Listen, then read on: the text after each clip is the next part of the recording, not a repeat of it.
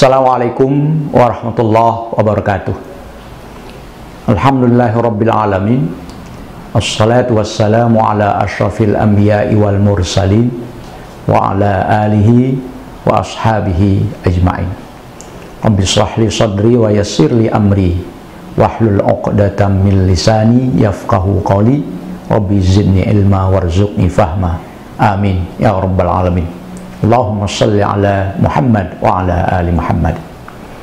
Sahabat semai Ramadan yang berbahagia dimanapun Anda berada, ada satu pengertian atau definisi tentang puasa yang menarik dan perlu kita pahami bersama.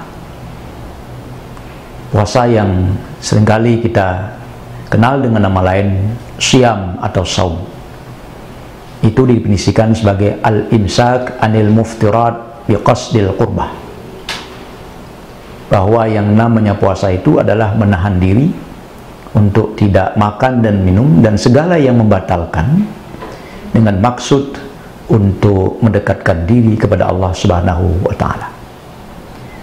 Ada dua hal yang perlu kita garis bawahi dari pengertian ini.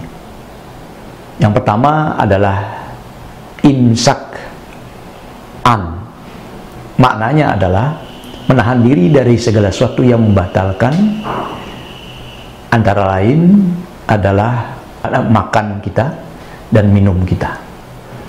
Kemudian yang kedua yang disebut dengan imsak bi. Apa itu imsak bi? Imsak bi adalah bahwa semua yang kita lakukan itu, upaya yang kita lakukan itu adalah untuk mendekatkan diri kepada Allah Subhanahu wa ta'ala. Orang berpuasa selain bahwa dia menahan dari segala yang membatalkan puasanya, dia juga memaksudkan apa yang dia lakukan itu atau meniatkan apa yang dilakukan itu adalah untuk mendekatkan diri kepada Allah Subhanahu wa ta'ala. Kita lihat banyak orang yang menahan diri untuk tidak makan dan minum. Namun demikian, ia tidak memaksudkan itu untuk mendekatkan diri kepada Allah. Nah, itulah yang kita kenal mungkin dalam bahasa sehari-hari kita adalah diet. Diet itu pada dasarnya adalah puasa, karena dia menahan diri untuk tidak makan dan minum. Tapi persoalannya adalah yang dia lakukan itu adalah tidak untuk mendekatkan diri kepada Allah, namun mungkin hanya untuk kepentingan tertentu seperti langsing, supaya untuk menjaga kondisi tubuhnya dan sebagainya. Inilah yang membedakan kemuliaan puasa kita, karena ada unsur mendekatkan diri kepada Allah.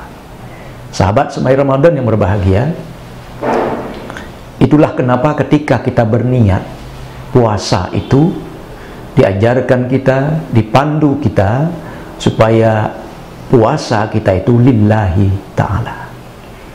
Ada dua syarat amal yang diterima oleh Allah menurut ulama. Yang pertama adalah ittiba.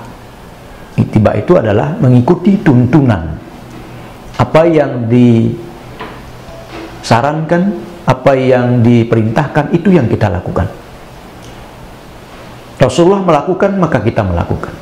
Ada tuntunannya dalam Al-Quran, kita lakukan.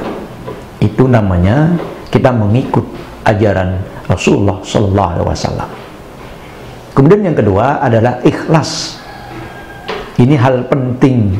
Ikhlas maknanya juga bahwa apa yang kita lakukan itu adalah kita tujukan semata-mata sebagai satu pengabdian kita kepada Allah Subhanahu wa ta'ala. Wa ma khalaqtul jinna wal insa illa liya'budun. Bahwa tidaklah jin dan manusia itu diciptakan kecuali hanya untuk menyembah kepada Allah Subhanahu wa ta'ala. Puasa kita yang kita lakukan sebulan penuh sudah semestinya lah kita lakukan untuk lillahi ta'ala, sebagai satu yang kita niatkan untuk menjalankan perintah Allah Subhanahu wa ta'ala. Di sini letak diterimanya puasa itu nantinya. Kaum muslimin, sahabat semai Ramadan yang berbahagia, dua hal ini sekali lagi dalam akhir penghujung puasa Ramadan ini penting juga untuk kita pahami bersama, supaya puasa kita tidak hanya bermakna tidak makan dan minum saja, tapi juga punya makna plus, banyak makna lebih di mata Allah Subhanahu wa Ta'ala, yang tentunya amal-amal itu akan membawa kita kepada surga Allah Subhanahu wa Ta'ala. Demikian, semoga hal singkat ini dapat mencerahkan kita semua. Billahi taufiq wal hidayah. Assalamualaikum warahmatullahi wabarakatuh.